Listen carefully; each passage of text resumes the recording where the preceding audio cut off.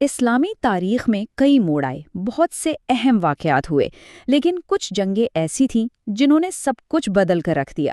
صرف مسلمانوں کے قسمت ہی نہیں بلکہ پوری دنیا کا نقشہ۔ اور یہ کوئی عام جنگیں نہیں تھیں، انہیں غزوات کہا جاتا ہے۔ تو آئیے آج انہی تاریخی جنگوں کی کہانی کو سمجھتے ہیں جنہوں نے صحیح معنوں میں تاریخ کا رخ موڑ دیا۔ ذرا سوچیں، ایک طرف صرف 313 لوگ اور ان کے پاس کچھ بھی تو نہیں، دوسری طرف 1000 جنگجوؤں کا لشکر پوری طرح سے تیار۔ یہ منظر تھا اسلام کی پہلی اور سب سے بڑی جنگ، غزوہ بدر کا۔ ایک ایسی جنگ جہاں اعداد و شمار، گنتی، یہ سب بے معنی ہو کر رہ گئے تھے۔ تو آج ہم کیا کیا دیکھنے والے ہیں؟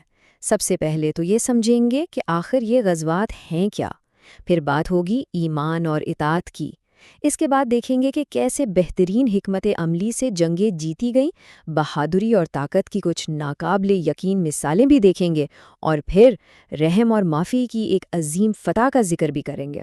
اور ہاں، آخر میں ان سب باتوں کا ایک خلاصہ بھی ہوگا تاکہ سب کچھ ذہن میں تازہ رہے۔ تو سوال یہ ہے کہ آخر یہ غزوات ہیں کیا؟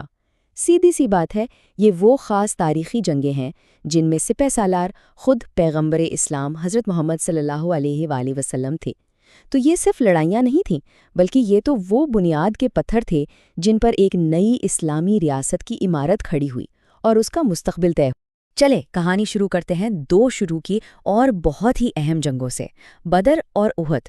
یہ صرف جنگیں نہیں بلکہ ان میں ایمان کی طاقت اور حکم ماننے کی اہمیت پر بڑے گہرے سبق چھپے ہیں۔ تو بات ہے 2 ہجری کی، جنگ بدر کا میدان سجا ہوا ہے، اور فرق زمین آسمان کا تھا۔